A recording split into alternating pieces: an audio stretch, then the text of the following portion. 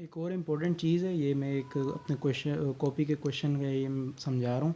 इधर क्वेश्चन पढ़ते हैं। Obtain the equation of the line of regression of yield of rice on water from the data which shows the amount of water given in centimetres and yield of rice in quintals per hectare in an experimental farm. Estimate the probable yield for 40 centimetres of water.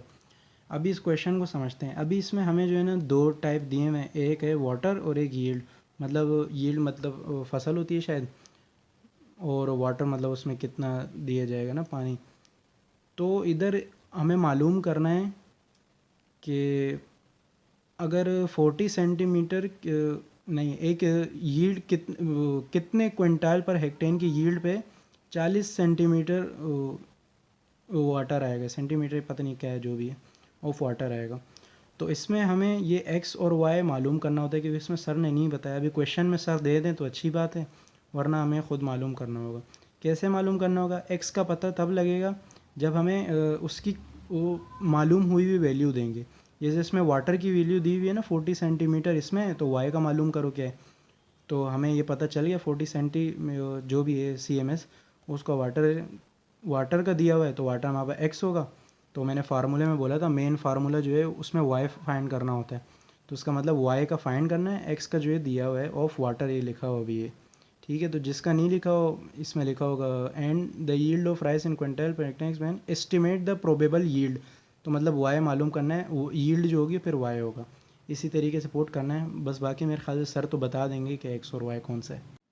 भी हम syllabus के दूसरे topic पे आ जाते हैं, combination, permutation and counting techniques. तो इसके भी फार्मूलाज, इसका जो है मेरे ख्याल से काउंटिंग टेक्निक का एक ही फार्मूला है, n = n मल्टीप्लाई बाय 1। जितने भी हमारे पास n होंगे उन सबको मल्टीप्लाई करके उस पर एक आंसर आएगा n। परम्यूटेशन का फार्मूला ये जो है, ये सारे कॉपी में मैंने लिखे हैं, ये आप भी देख सकते हो कॉपी में, और PDF जो फाइल है। ठीक है, इसके अलग अलग है, आगे मैं क्वेश्चन में समझाऊंगा किस तरह से इस्तेमाल। कॉम्बिनेशन का भी एक ही फार्मूला है, NCR = ये जो भी है फलाना ढिमकाना, ये भी PDF में मौजूद है। सबसे पहले प्रैक्टिस क्वेश्चन काउंटिंग टेक्निक का करते हैं, इजी से शुरू करते हैं। तो इसका जो बहुत इजी है, इसका वही होता है कि टोटल n मालूम करना होता है, n1 मल्टीप्लाई बाय n2 वगैरह ऐसे ही करते हैं ना। तो ये क्वेश्चन है, how many 3 digit numbers can be form from the digits जो भी है 1 2 3 4 5 6 7 8 इफ़ कंडीशन दी हुई A repetition allow, B repetition not allow. अभी इस क्वेश्चन को समझते हैं पहले। क्वेश्चन में बोल रहे हैं कि हाउ मेनी 3 डिजिट, ये याद रखना, मतलब 3 डिजिट के कितने कॉम्बिनेशन बन सकते हैं इन डिजिट्स से। तो हमें इन डिजिट्स को नहीं देखना है, डिजिट कितने हैं इसको देखना है। ठीक है, 1 2 3 4 5 6 7 8 8 डिजिट है टोटल।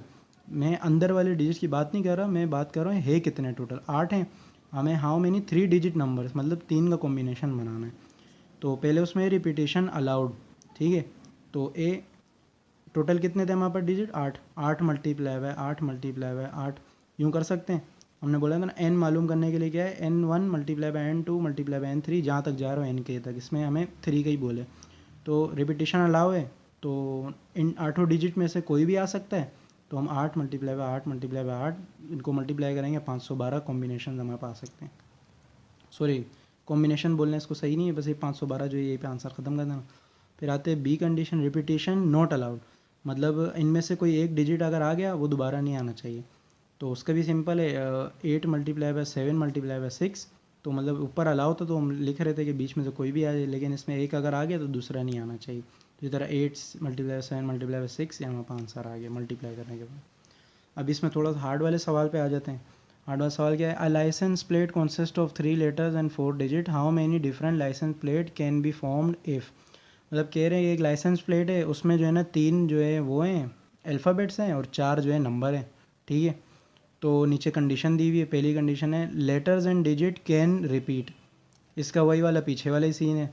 मतलब एक अल्फ़ाबेट्स कितने होते हैं टोटल, 26 होते हैं, और नंबर्स कितने होते हैं, 10 होते हैं टोटल, 0 से लेके 9 तक। 0 1 2 3 4 5 6 7 8 9 10 हो गए। और अल्फ़ाबेट कितने होते हैं, ए से लेके जेड तक 26 होते हैं टोटल। तो इधर लिखा है पहली condition letters and digits can repeat, तो मतलब रिपीट हो सकते हैं। तो पहला आएगा 26 26 26, 3 डिजिट हो गए, ओ सॉरी 3 अल्फ़ाबेट हो गए लाइसेंस प्लेट के। फिर आते हैं 4 डिजिट, वो भी रिपीट हो सकते हैं, तो 10 10 10 10। ठीक है, इन सबको करो मल्टीप्लाई, वहाँ पर ये आंसर आ जाता है।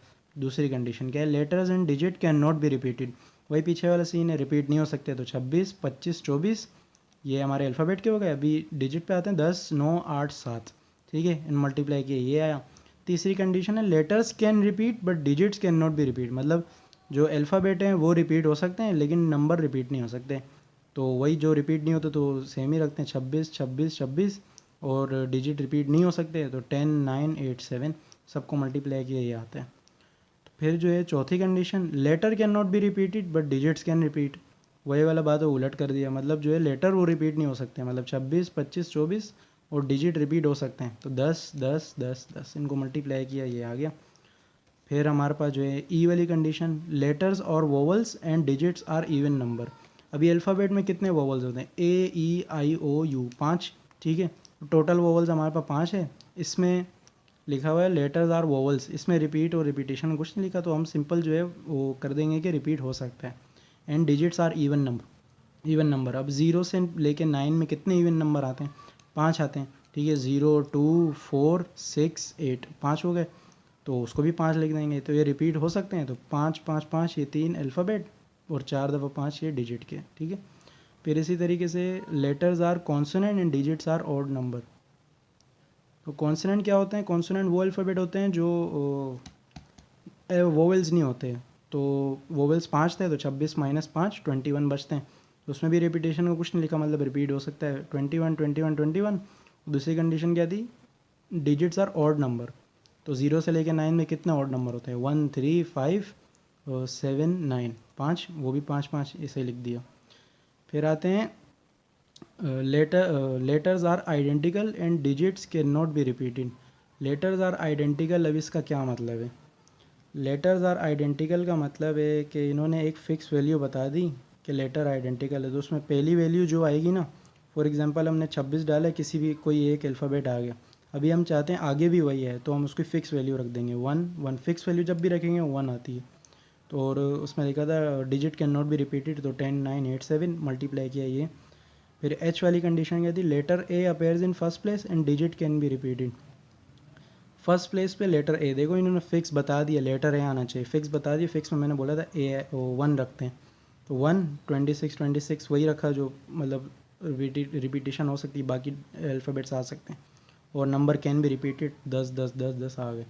फिर आखिरी कंडीशन है लेटर्स कैन बी रिपीटेड, तो मतलब वही 26, 26, 26 एंड डिजिट्स आर आइडेंटिकल, मतलब जो है डिजिट जो है वो एक जैसे होंगे। फॉर एग्जांपल अभी नंबर प्लेट पे वो 2, 2, 2, 2 मतलब 4 दफ़ा 2, तो इसमें भी यही है, सबसे पहले हम 10 लिखेंगे डिजिट का, तो उसमें भी कोई भी एक रैंडम नंबर आ जाएगा ना, 2, 4 जो भी है, तो फिर आगे उसी को फिक्स कर देंगे 1, 1, 1, मतलब आगे भी वही नंबर आए, फिर 2, 2, 2, फॉर एग्जांपल बता रहा हूँ।